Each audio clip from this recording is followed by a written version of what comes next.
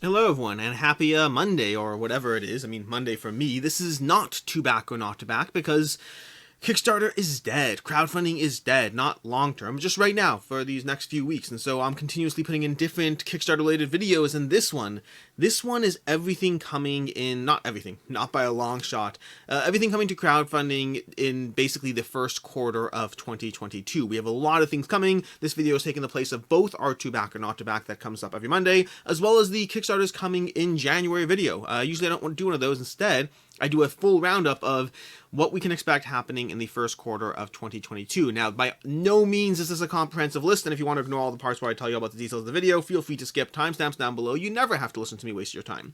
But that said, basically, this is a list of most of the campaigns that I am currently aware of that are in the first quarter of 2022. If you do not see something on this list, by all means, let me know in the comments down below, because this video is part 1. Part 2 will be all the other games that are coming to Kickstarter in 2022 that either I don't know the date yet, or maybe maybe the date's later than the first quarter, some other reason. But my point is, if I don't talk about a campaign that you know about, let me know in the comments down below so I can add it to my list, so I can have it in some way, in some shape or form. But odds are that if it's not here, it's either because I don't know the date, we don't know the date is not the first quarter, it's too small that I didn't include it in this list because I can't include everything, or I just didn't know about it, and it's that last one that I'm concerned about. With that said, let's go ahead and dive into this, but understand that it's going to be a packed 2022. This is not me hyping you up in the slightest. It's just, if this is what I know now, and again, this is part 1, we have a whole bunch of other games coming in another video, probably next Monday, we shall see, but if this is part 1, if the 50, 60 games that I currently know about is everything I currently know about, and that has nothing to do with the fact that there's a bunch of stuff I can't even talk about yet. There are spoilers that will be coming at some point in the future. There are any number of campaigns from different companies that I can't tell you, and that's from what I do know. And that's not even counting what I don't know, because trust me, there is a whole bunch of stuff that I don't know yet, that the information is not there yet. 2022 will continue the trend of crowdfunding being a huge source of new board games.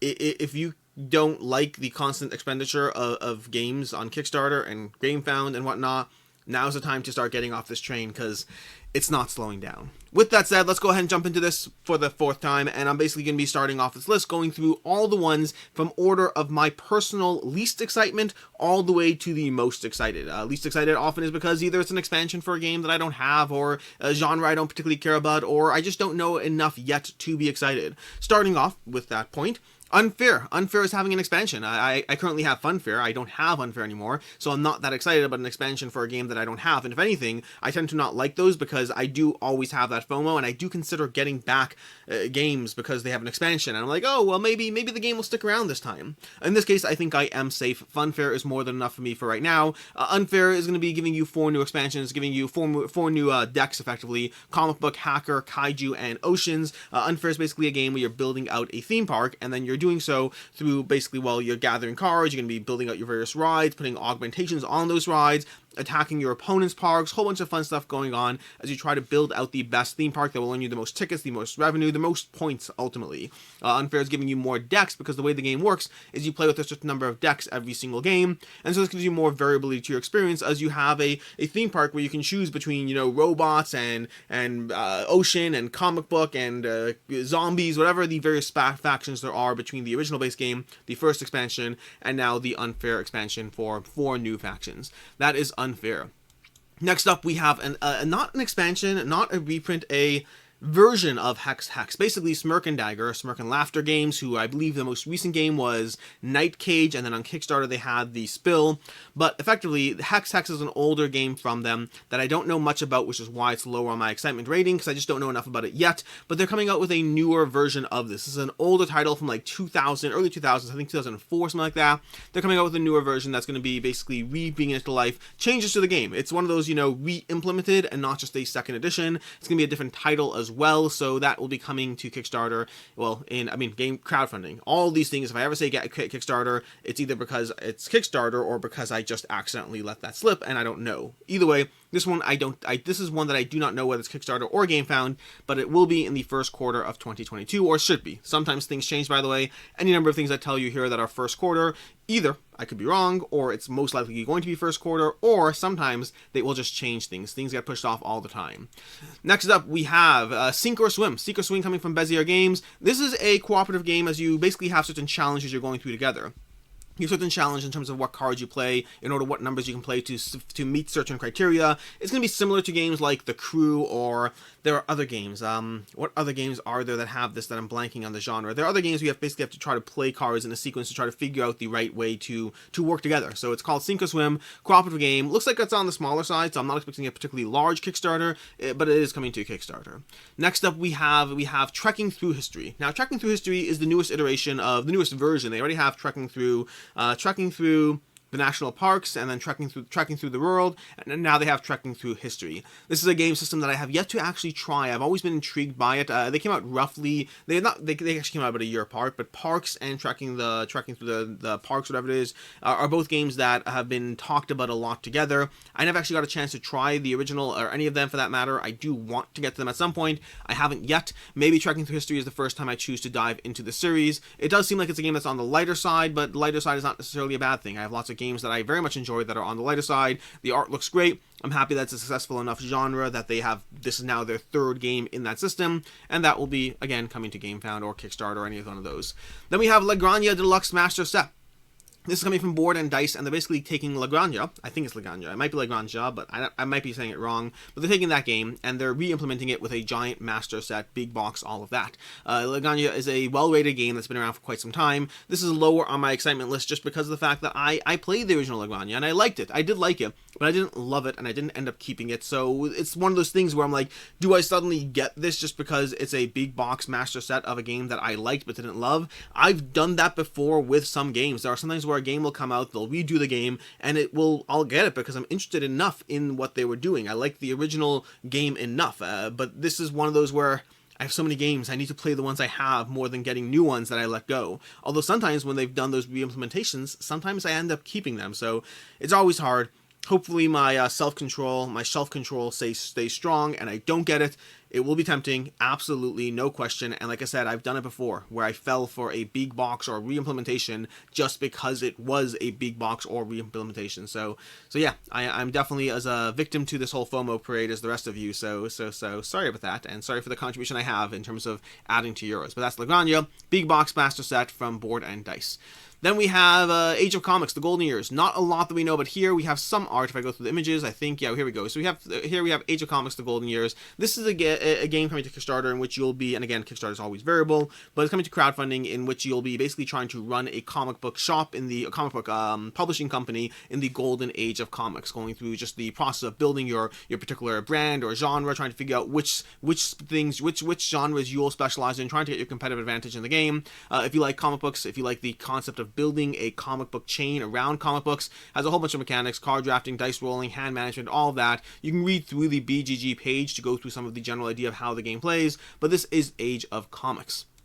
From there, we have Rise of the Necromancers. Rise of the Necromancers from Mythic Games. And again, this is low on my list. I mean, I generally like Mythic Games as a company. This is not, though. This is not a Mythic Games company game inherently. This is one of those times where they are basically teaming up. It's from the part of the Phoenix line, where they team up with another company and bring their game back to a Kickstarter or game crowdfunding, in this case, GameFound, with expansions or who knows what. This, as you can see in the date, is going to be very, very soon, basically in the next 2 weeks. And this is giving you Rise of the Necromancers with expansions. I don't know much about the game, which is why it's low on my list. It's not a lack of interest, it's a lack of knowledge around the game system that hasn't yet totally piqued my interest. Miniatures look cool, game looks fine, it seems well rated on Board Game Geek from what I've seen. I just haven't looked into it enough to be fully compelled by it. Am I interested? Absolutely I'm interested. Am I going to be able to hold strong? Potentially. We'll see what else shows up in Kickstarter and GameFound that month. But 5,700 people following it, so there's definitely something here.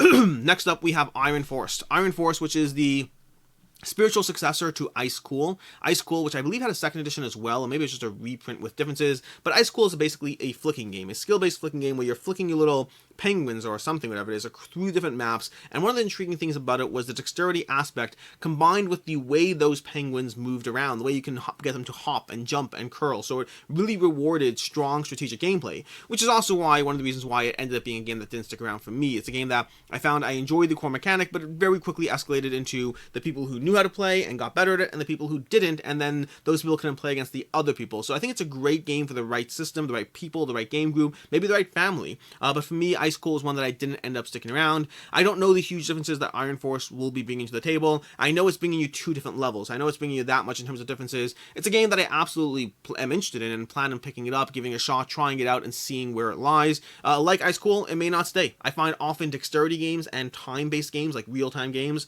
I find they are often great games to go into for a general experience, but I treat them more like a one-time experience or a several-time experience, similar to escape rooms or unlock games where I don't have to own all the games to enjoy the games. So Ice Cool is a game that I enjoyed and then moved on from. Iron Force is a game that I hope to get and hopefully enjoy, and we'll see whether I move on from it, but that is why it's lower down on this list of long amount of games. Next up, we have a Ravaged Star Armies of the Veil Touch, which isn't even a game. I feel shame. I feel shame for the fact that this is higher on this list than many actual games, but call me a sucker for the general miniature sculpting and design from Wild Ascent, from Levon, from Lazy Squire Games. This is not a campaign by Lazy Squire Games, to be clear. This is a campaign by a different company, but they utilize the sculpting and miniature design, whatever it is, from Lazy Squire, so they're in collaboration with to a degree, but totally different system. And it's not a game, it's just miniatures. Miniatures for whatever Warhammer 40k-esque universe you want to use it in, or anything for that matter, any RPG, or just to put on your shelf on the table. Why am I interested in this? Because they look pretty, and I make bad decisions when things look pretty. That's the short version. I don't know if I'll back this or not. It'll depend on the price point. It'll depend on what they have. And a lot of the miniatures do look a little samey, the nature of what they're trying to do and the systems they're trying to implement. Sameness does make a certain degree of sense, especially if you're using them for a squad or whatnot. So there is overlap while being unique in individual sculpts, but just being very, very pretty. Am I paying attention? Yes. Will I try to find some horrible excuses to why I need it? Yes. Was one of my excuses Zombicide Invader, even though I'm definitely getting rid of that now? Yes, so maybe I don't get to use it in Zombicide Invader, but I'll figure out something. I will find a reason. I mean, they're so pretty. They're so, and Lazy Squire Games, their miniatures in general, if they use the same factory and same everything, same production, I mean, their stuff holds up as far as in person versus, actual renders. It really does look basically just as good as far as these miniatures designs. So I'm sorry, I'm scrolling through this more than I thought I would, because since the last time I was on this page, they have continuously added more stuff that is, that's gonna tempt me. We'll deal with that another time, but that is Ravaged Star Armies of the Veil Touched. Next up, we have Through the Ice and Snow. I have no images to look at over here, but I do have what to talk about this game. Through the Ice and Snow is a journey, a Arctic adventure through the North Pole. Maybe the Arctic isn't the North Pole. You're going through the North Pole. You're exploring the North Pole. You have different turns. You're going to take turns captaining the ship as you try to figure out where the ship moves. That's going to be relevant for a bunch of goals you're going for. But the real puzzle of the game is the unique worker placement aspect of the game. As every time you make a stop, you get to place your workers on different locations trying to do different things, whether it's upgrading your particular benefits, whether it's getting more resources, whether it's trying to get more workers, a whole bunch of different things you're trying to do. Meanwhile, there's a huge survival aspect as you try to ensure that you have what you need to fuel the ship, to feed your people, to do whatever it is you need to do. Very, very unique game, and not I should say very unique game. It's a little bit unique game. It's worker placement with survival and unique workers and travel. I don't know if it's that unique, but the sum of its parts is unique in the general feeling it brings. But a solid worker placement game with lots of fun things to do with those workers to develop and augment your ship. Not a lot of info, not a lot of images I can show you because I just have this page over here, but Through the Ice and Snow. Then we have Total War Rome, the board game. This one would have been lower on my list, but when I saw it at PAX Unplugged, it definitely went up a few notches. We have 13,000 people following the campaign, and this is bringing you Total War. And in terms of the map, let me see if I can go to the updates, because the updates had more images. Basically, oh yay, I can't get through the page here. Let's see what's going on here.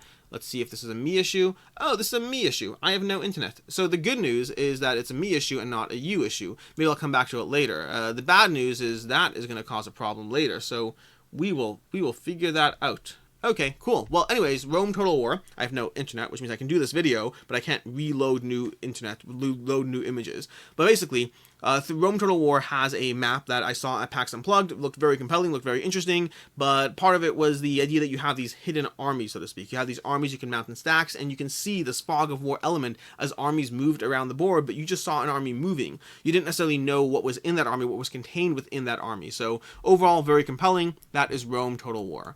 Then we have Keresis Quest for the Elements. Keresis Quest for Elements is a game that I had a chance to play, which is why it's a little higher up for me. This is a game where I wonder if I can even click on these. I can't click on anything. This is gonna be horrible. We will not be able to show you anything here. I might pause the video while you know what, I'm gonna go ahead and pause the video while I figure out my internet issues so I don't run into this the whole thing, and we'll be right back.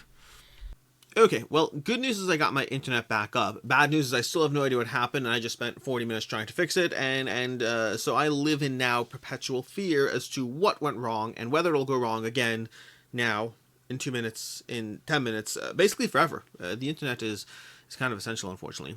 Anyways, let's pick this up where we left off, starting with Rome Total War, where we were talking about the fact that there is a map design that I can actually click on, but we have this map over here where you can, again, kind of navigate around the board with these hidden armies. Really compelled me, the general idea of that as an interesting mechanic, of that fog of war element, as you try to wander around and do what you need to do. So that's what pulled me into Total War before I jumped over to Keresis. Keresis is a bit of a kind of, I'm trying to think how to best describe this one. There's a little bit of worker placement, sort of. There's a little bit of dungeon crawling, sort of. My internet is supposedly working, sort of. Nah, I'm afraid it's gone again. I'm literally afraid. Nope, it's back. We got traction. Maybe it's just a bad internet. I don't know. I'm gonna have to look into this later. But the images are not loading properly. So Keresis Quest for Elements is a game where you're kind of wandering around this catacomb, so to speak. You're placing these workers, you have certain goals you're trying to go for, you have unique workers, and you have a picture here. I'm telling you do. I think I have internet. I'm going to move on to the next one, and we may or may not have to cancel and reset. This is really, really, really difficult. Moving on, we have Street Fighter V 5 Champion Edition Legends. Street Fighter 5 is coming from Blacklist Games. I believe this is coming to GameFound. I'm not certain. This is coming to you from Mitch Schroeder. He has done other design work for them in the past, and it's basically Street Fighter 5. It's going to have a little bit of, it's not really like you'd think coming from Blacklist Games that this might be, you know, what's the word, Street Masters adjacent, and it may well be, but it's not coming from the same design team, so I'd imagine we're talking about a different game ultimately at the end of the day here, but we shall see. This is Street Fighter 5 coming to, I believe, GameFound. I'm not quite certain. Then from there we have Moonrakers. Specifically, the Moonrakers Expansion is going to be coming out. This is a game that I generally have liked Moonrakers, while also having some complaints and nitpicks around how cooperation doesn't happen as often as I'd like in the game. They aim to fix that with the expansion. Moonrakers something, I don't know what the expansion is called, but there will be an expansion for the game, which gives you the sort of same core gameplay, but gives you more of a reason and incentive to cooperate every single round. There'll be effectively cooperation bonuses are kind of what the game is going to be giving you again, just more reason to work with others, more reason to sit there and say, hey, I'm going to try to work with other people to try to get those goals together. Moonrakers is basically deck building and cooperation. You try to deal with missions that come your way. You have to try to team up and figure out how you're going to pair up with other players to get what you need done, to have the cards, the allocation, but then the problem is you also have to negotiate how to divide the rewards in the game. Solid game, well loved, and this expansion will hypothetically, potentially, make it a better game for me. Then we have Ryozen coming from Tabula Games. Now, I don't have a ton of information about the game just yet. It's got a layered rotating board. It's worker placement with like building out physical castles. I don't think there are any images here on the site as you go through it. But again, it's from Tabula Games. They have a bunch of other games they've done. They've done the Mysthia, which I think I have behind me somewhere over there. We have Volfern. We have a whole bunch of games that they have come out. One of the recent games was with the masks on Kickstarter. I don't remember what it's called. But this is Ryozen. Again, worker placement, tableau building, and a bunch of 3D elements that I don't know how it integrates. Again, these are all still on the lower side, either because they're expansions or other things that I'm not necessarily interested in, or I just don't know enough. Ryozen very much falls into the category of games that I don't yet know enough about to know how interested I should or shouldn't be. From there, we have the Paradox Initiative from Elf Creek Games. Is semi-interested in this one. I think this one falls under the Atlantis Rising kind of vibe, meaning the original Paradox Initiative. The Paradox Initiative is a remake of Paradox, which has been out already, and it's rated decently. It's not rated amazing, it's rated decently, and the Paradox Initiative is hopefully taking that to the next level, with some degree of rule changes, some degree of cleanup in general of the game design and different things. The original game had multiple artists involved. They're again involving tons of artists in the game. But it's got a bit of a bejeweled element as you try to move things around and pair things up. So it's a little bit of a gimmick of a game, but one that has been well liked. And I think if you look at the original Atlantis Rising and Atlantis Rising 2nd Edition, you can see how the original Atlantis Rising is decently rated. and then the second edition is much better rated. It's amazing what graphic design and slight changes to the rules and general interest or love, whatever it is, can really do for a game system. So overall, I'm intrigued by Paradox Initiative. I don't yet know enough. I mean, a Bejeweled mechanic is compelling. I might really find that fun, or it might not be enough to carry a game. I've liked a lot of games from Elf Creek Games, so the Paradox Initiative coming early 2021. Then from there we have Earth Under Siege Flashpoint. This is one that I should be more interested in. My biggest problem with it is just I don't yet have a good sense of the main elements that will compel me. I actually have a video I'll link down below if I remember that I did with Jeremy Howard a while ago, but basically just Kickstarter hype train. I was talking about various campaigns that are upcoming that we are very interested in, and Earth Under Siege Flashpoint was one of his picks because he knew a lot about what makes this game stand out. Now, there's elements to the game that look compelling. I'm going to open this in a new tab to see if we actually get an image. Look at that. We have internet. I'm so excited. So, but yeah, I mean, the miniatures look great. The art looks great. The card design looks great. I just don't...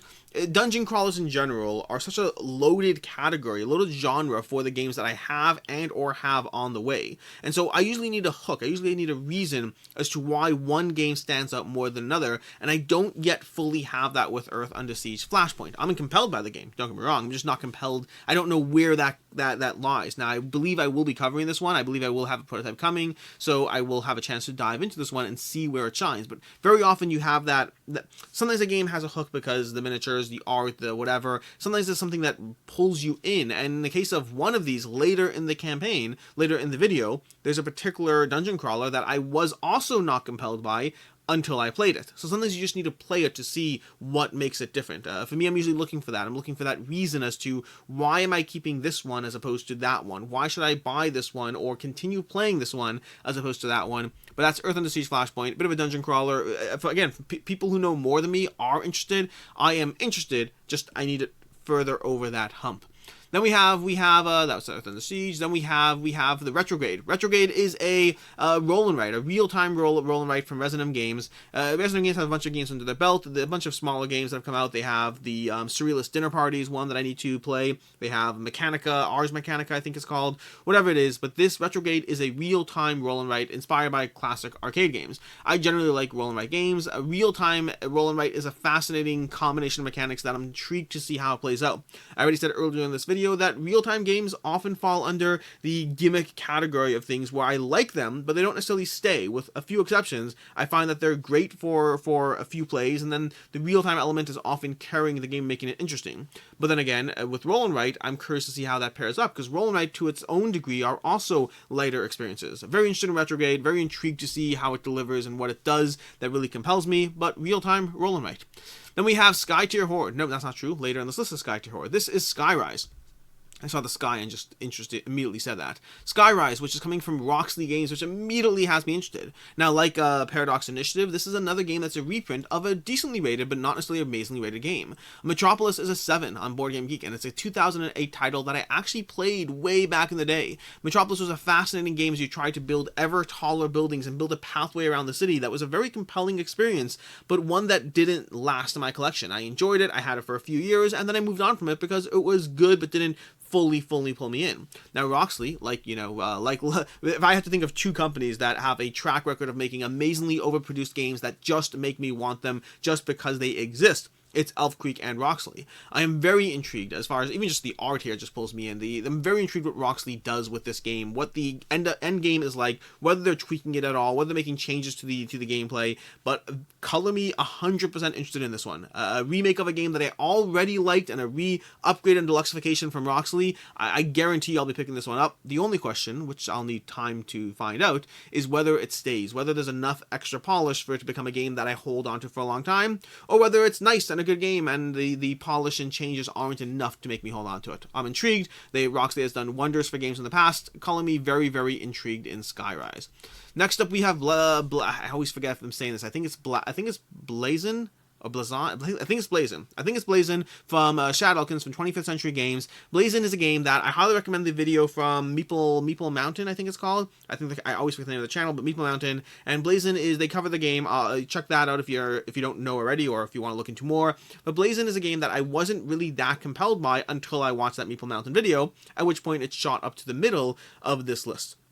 Blazon has it has that element of gameplay that you'll find in games like Cascadia, like Calico, like I don't know what other games, but games in that genre where you're basically trying to fulfill multiple scoring criteria and trying to figure out the best way to do it. You're building the emblem of your shield, the emblem of your family, and you're doing so while trying to figure out where the cards will go, how they'll slot into, and earn you the most points as you build it out.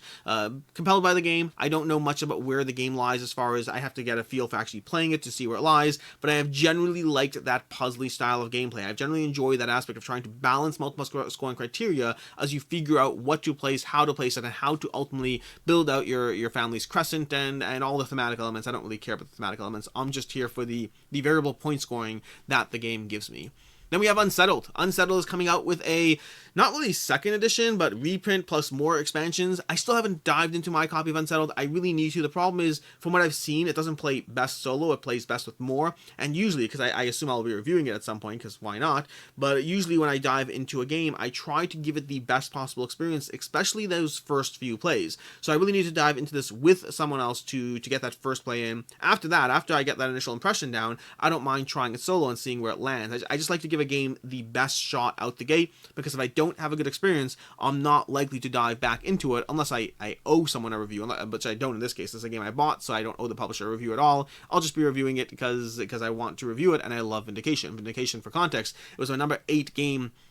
I just gave that away. I forgot that my top 10 is not yet done. My top 100 is not yet done, but Vindication is my number 8 game of all time in that top 100. I'm pretty sure I did this last year where I spoiled it as well. It's not intentional. It's not. I just, in my head, I thought that my top 100 was done. I finished filming them. They haven't finished going up. Either way, last year Vindication was my number 10 of all time. This year my Vindication was number 8 of all time. Unsettled for Orange Nebula is a space exploration game. If you want more planets to dive into, this Kickstarter that will coming up in, I assume Kickstarter might be GameFound, but coming up in early 2022 is the way to jump on it and get more content for the game and or the base game if you missed out on it. So that's Unsettled if you want to check that out. Then we have Gaijun, which I believe is finally announced. They finally basically said this one's finally coming. They started showing more information about the game. This is under the Awaken Realms light umbrella of games, and yet it doesn't look like it should be light. I mean, there's a lot going on here. This is more than any of their other light games have ever had. Miniatures look amazing, art looks amazing, world building looks very intriguing. The action system over here looks very compelling as you try to figure out the programming aspect of what you're doing. Calling me very intrigued in the game, but I mean, again, it's ranked fairly, it's already more towards the second half of my interests from all these 2022 titles. This is Gaijun from Awaken Realms Light. Then we have Puzzle Strike 2. Puzzle Strike 2, this is one that I have the prototype for. I loved the original Puzzle Strike. That's not true. That's a lie. They had the original Puzzle Strike. Then they had Puzzle Strike 2nd Edition and 3rd Edition. I love the 3rd Edition, which is when I dived into the game. I thought Puzzle Strike was a very compelling deck builder, which it was a chip builder, it was a bag builder, and it had chips, and it built out your bag, and then you were crashing chips and gems into other players. And so it had this element of our arcade feel as you built out your deck and try to outlast others. In fact, a game it feels fairly similar to in the general implementation is actually Bullet from Level 99 Games. That's all the rage. And I thought Puzzle Strike did an excellent job there. Puzzle Strike 2, I don't love the thematic design of it. It's a little too cartoony for me, a little too bejeweled, actually, speaking of bejeweled earlier this video. So I don't love the design of it, but they're diving into the world again. This time they're going back to cards, which was funny because they originally did chips as an alternative to cards. Now they're going back to cards, but the gameplay looks cleaned up. The gameplay looks streamlined. I'm very intrigued. I want to dive into it, see where it goes. I am very compelled by Puzzle Strike 2 by Forlorn Games, and I don't know if they've run a Kickstarter. This might be their first Kickstarter, but again, publishers and companies in general do a lot of Kickstarters. We're seeing a lot of movement over there. Then we have Seas of Havoc from Rock Manor Games. Seas of Havoc, which is a game that I've heard amazing things by. If you watch Chit Chat from Man vs. Meeple, highly recommend that. They did their PAX Unplugged coverage and a Chit Chat video, and they basically Jeremy Howard talked about how at the convention, he sat down and played 2 full games of Seas of Havoc, which is, I mean, 2 full games of a game is a lot when you're at a convention. You're giving up valuable convention time to dive into a full second game of this. He is very compelled by it. I've heard nothing but good things. I believe I will be covering this one for the channel. I'm not certain. We'll see. But overall, Seas of Havoc from Rock Manor Games. I mean, it looks great. I don't know enough about the gameplay yet. I'm only compelled right now based on my interest level, based on people who have played it, who's had nothing but good things about the game. So intrigued, very interested in it. Rock Manor Games has made some games that I've really enjoyed from, they had Merchants of Magic, they have, Seto Watch, which I have on my shelf somewhere here. But they have a lot of games under their belt. This is a little bit of a bigger one compared to what they usually do, although they do have Maximum Apocalypse, so not not their only big game, but very intrigued by Seas of Havoc and looking forward to diving into this one. Almost just coughed there. Then we have Kingdoms Forlorn. Kingdoms Forlorn. This is from the people. This is from the name of the company is Into the Unknown. They did Anne's Trespass Odyssey, which was a big box, Seventh Continent / Kingdom Death Kickstarter, which it's still available to late pledge, so that is a caveat over there. But Kingdoms Forlorn, there's some amazing miniatures out there. If you want to do a deeper dive into this, you can go over to Board Game Geek. You can check out images. You can check out King of Ravage talked about this in his video of covering all new Kickstarters, all that. And so he has a lot more images showing you the game. There's a lot of information here about the game to go over. Lots of gorgeous art. This one, very compelling. The only reason this is not higher up on my list is because I find that I love these game types and then don't play them as often as I'd like, and so that does have me a little bit less interested, not interested. Trust me, I am very interested in the game, but it's a little bit lower down. We still have like 15-20 games above this one, just because I am scared that I will love this, that I will back it, that I will get it, and then I'll play it once to ensure that I love it, but then I won't play it again. So we'll see what happens there with Kingdoms Forlorn. Very intrigued, very interested. Again, some of the miniatures are absolutely amazing. This is another one that Jeremy Howard and I talked about in our Kickstarter hype video. This is another one he brought to the table. It will be in that video that I linked down below, if I remember. Just the miniatures and the art look amazing. I should have pulled up Board Game Geek. It has some of those miniatures. Hey, you can check out some of the details over here from this. Actually, this is a while ago. This is an older video, so never mind. That's over a year ago, so forget that. But yeah, this is one that I'm very compelled by from Into the Unknown.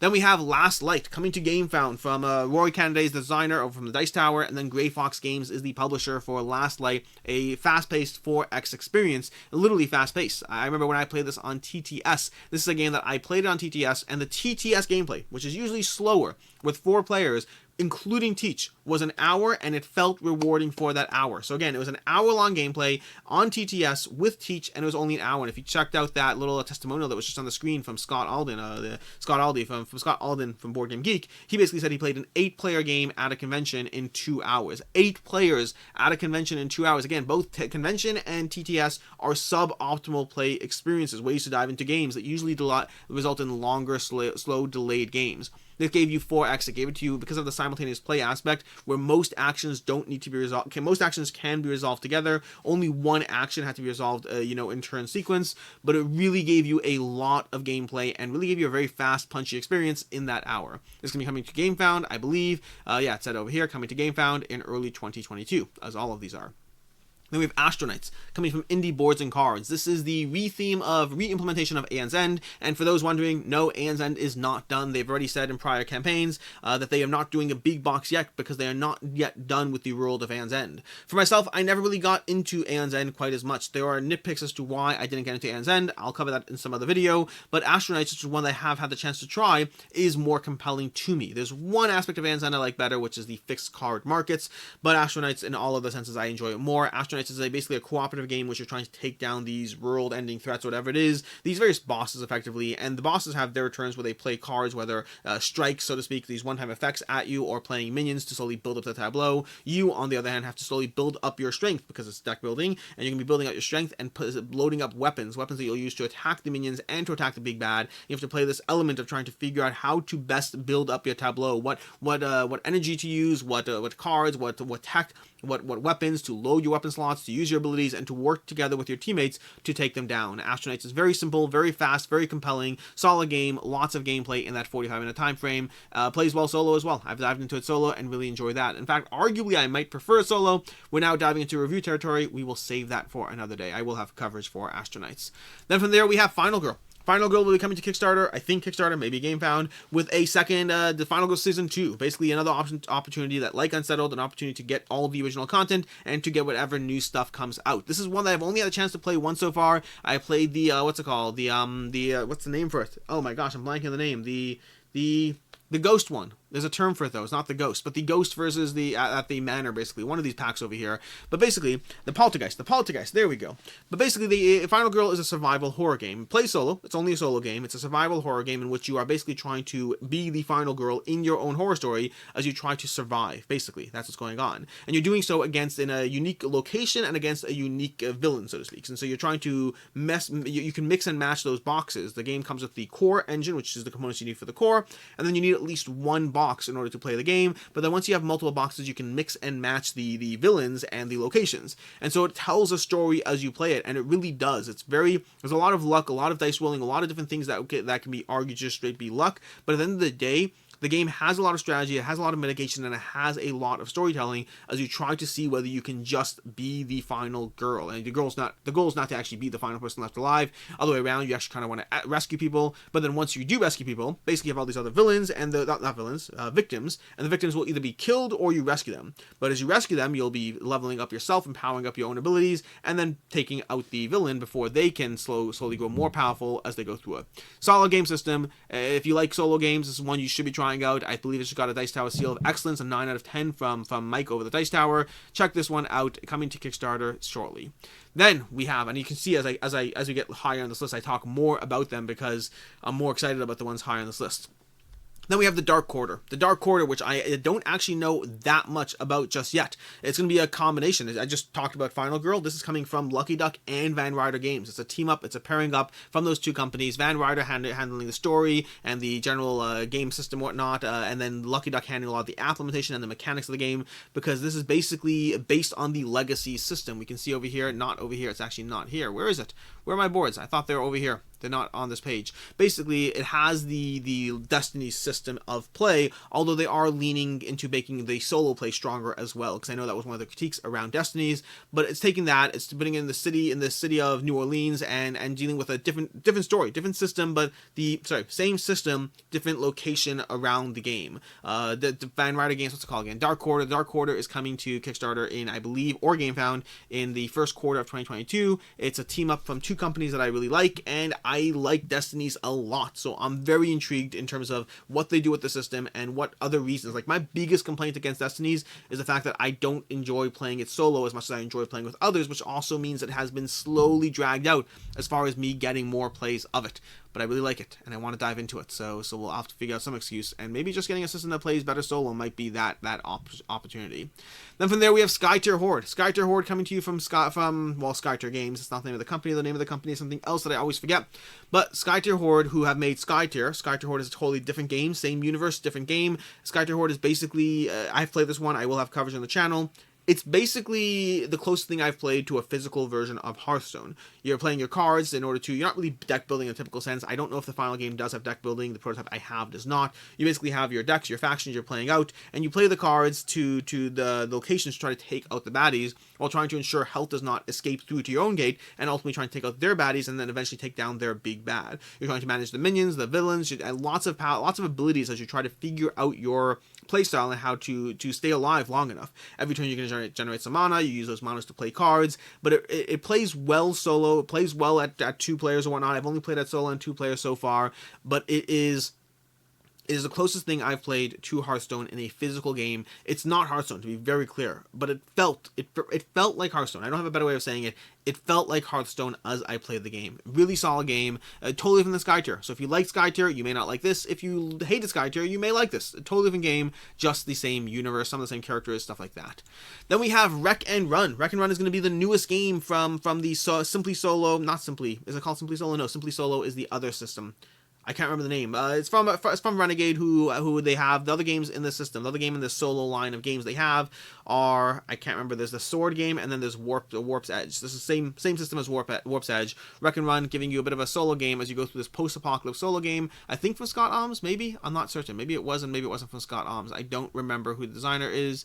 Oh well, but over here, this is the game. You're trying to basically survive over here. I'm not going to heavily go into this. You're building out your car. You're trying to manage and survive. Wreck and Run. The art looks amazing. I like the Warp's Edge. I've heard nothing but good things about. I'm very intrigued in this one from Renegade Games. Then we have Jurassic World, the legacy of Isla Nubar. Jurassic World is, well, it's a legacy game, as you can see over here. And Jurassic World, I had the chance to see this one at PAX Unplugged. You can check out my PAX Unplugged video when that comes out, I think this year, although I don't talk that much more about it.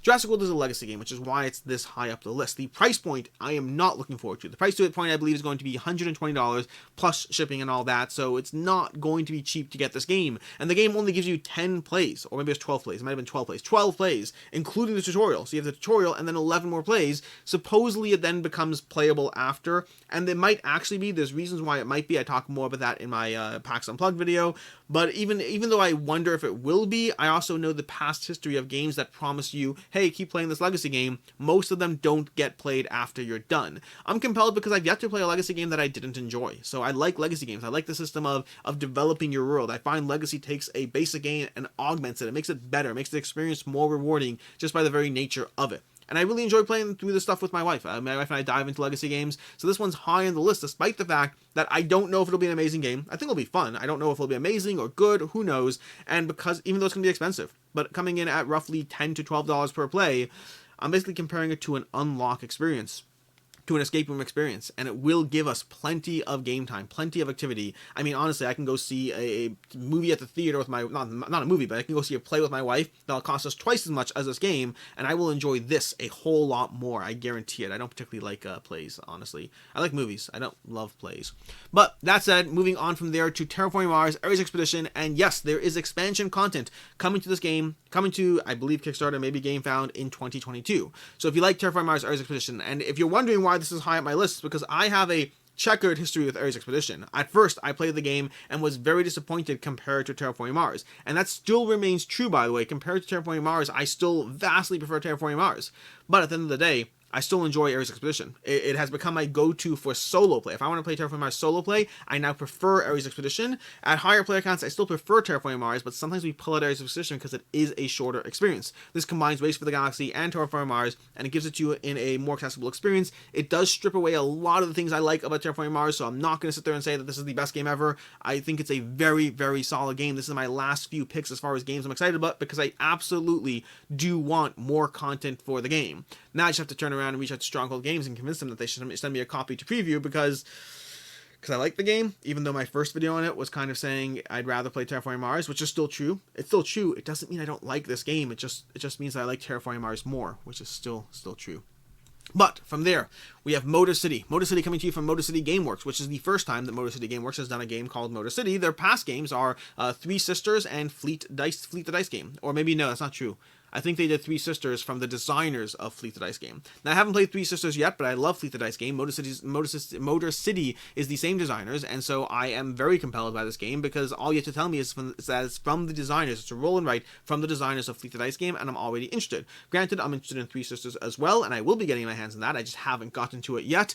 But anytime you give me a complex interacting, do this and build that and scale it out in a roll and write, I tend to love those. Calling me very interested in Motor City, even though like the theme itself doesn't really do it for me, but a strategic engine building roll and write game, that does it for me.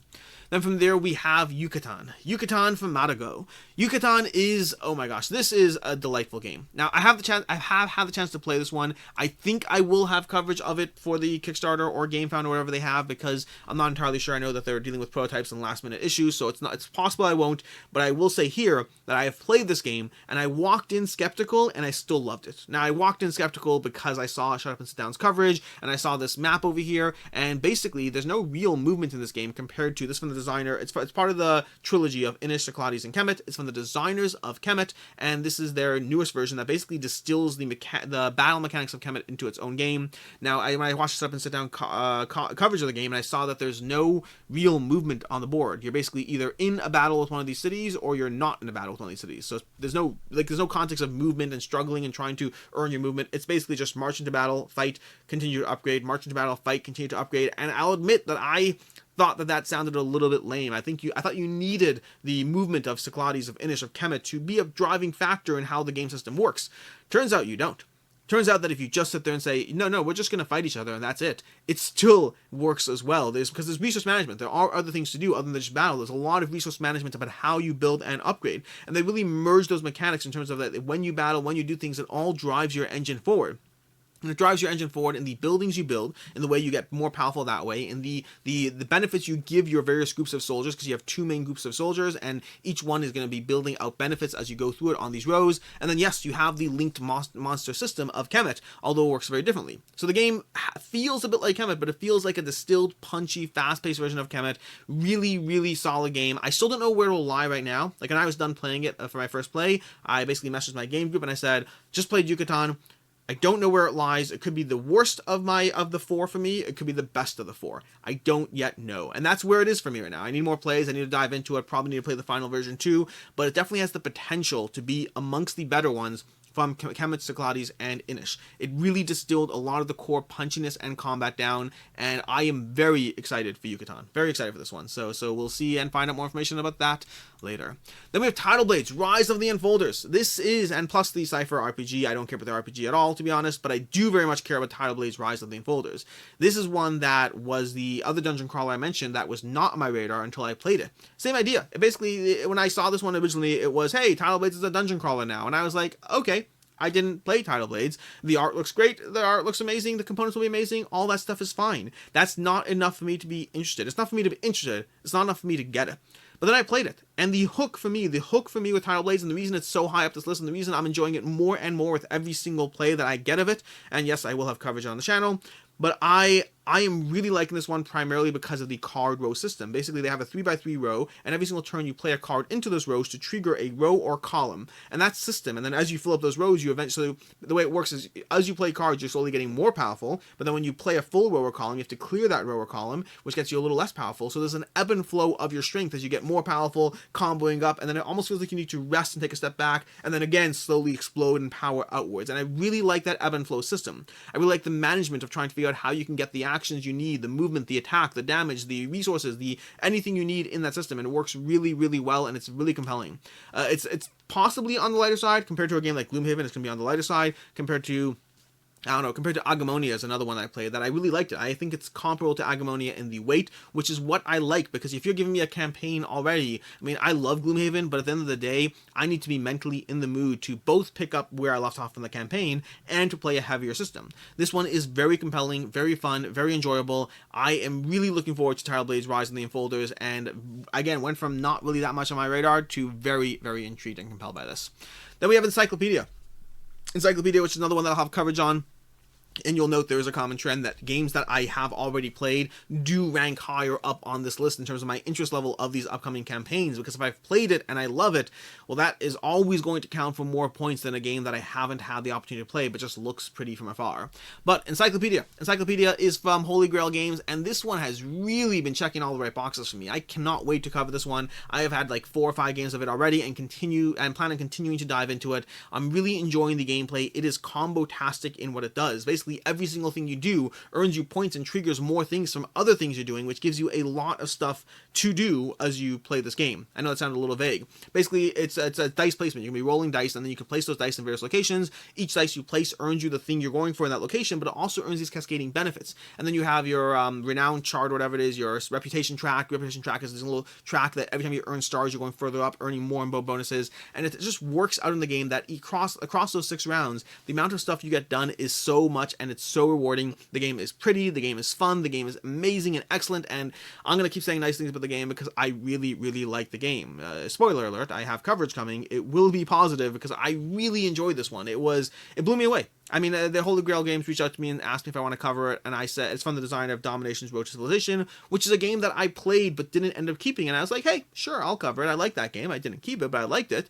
And this one is really, really compelling. We'll talk more about it in the review. It may not be for you. Just because I liked it does not mean it's for you. I'll go more into the detail, how it plays, all that stuff, but suffice to say that Encyclopedia, like, I heard that this was originally going to be in December of 2021, and they pushed it off, and I was sad that they pushed it off, because that might mean that's another few months later until I get it. And I have the prototype, to be fair, but I may have to send that on. So yeah, Encyclopedia, very, very excited for this one. I believe it's in March 2022, and that's a long wait for me, unfortunately, but we will do what we have to do. From there, we have Marvel Zombies, the last on the list in terms of campaigns coming in the first quarter of 2022, and Marvel Zombies is really, really solid. And I'm a Zombicide fan, so I'm going to get that out of the way. I'm a Come On fan, get that out of the way. But just because I'm a Come On fan and a Zombicide fan does not mean that I have been this excited about other Zombicide games. I liked Zombicide Undead or Alive. I liked it. I did. I liked Zombicide 2nd Edition. But the degree to which I like those games compared to the degree to which I love Marvel Zombies, and it's not just the IP. It's not just the Marvel IP, and I guess I can't know that for sure, but I'm certain it's not just the Marvel IP. because the game, they have drastically changed a lot of the core mechanics of Zombicide, such that having Marvel Zombies and having another Marvel Zombicide game feel much more different than any two Zombicide games I've ever had before. Pick any two Zombicide games, any two systems, Black Plague and the original, Black Plague and Undead or Alive, Invader and Undead or, and Second Edition. Pick any two Zombicide systems, they don't feel as different to me as the changes that Michael Chanel has brought to Marvel Zombies. I'm really enjoying it. I'm not going to talk too much about it because I can't spoil stuff. I've had a few plays of this already, and I'll be diving into it more. I really, really like it. The IP, the Marvel IP, does not hurt. Not in the slightest. I like playing against Doctor Strange as he comes towards me and tries to spawn more zombies, more shield agents. I like it. I do like it. Both playing as the heroes and against the heroes, because you can do both. They kind of talked about that already, so I feel comfortable spoiling that. Very, very intriguing, and I can't wait to continue to play Marvel Zombies. The way I put it is, if you made me choose between Black Plague, which is my current favorite Zombicide, or Marvel Zombies, I would choose Marvel Zombies as of right now. It's a more complicated question. If you were asking me which one you should get, that would be a conversation, because I'd have to go into different things the games do and give you a recommendation. They are, to me, the two pillars, and yes, the Marvel IP will push the pillar over in terms of which one I kept if I had to choose both. But mechanically, they are both incredibly sound in very, very different ways. And that is everything. That's under an hour, so not bad. I'm okay with that. Under an hour, or roughly close to an hour, somewhere in that range, as far as getting you all this. This is just part 1. There will be a part 2, probably next week, as far as campaigns that we know less about their time frames. Sometimes more about the games themselves, sometimes, but less about the time frames, and so they are not in this video. In any case, thanks for sticking around this long. Thanks for bearing with me as we go through all of these. And as always, and those internet issues and all that, that's still a pain, and I'm still living in constant fear. But in any case, until next time, I'm Alex Radcliffe from Board Game Co., and I hope you have a good one.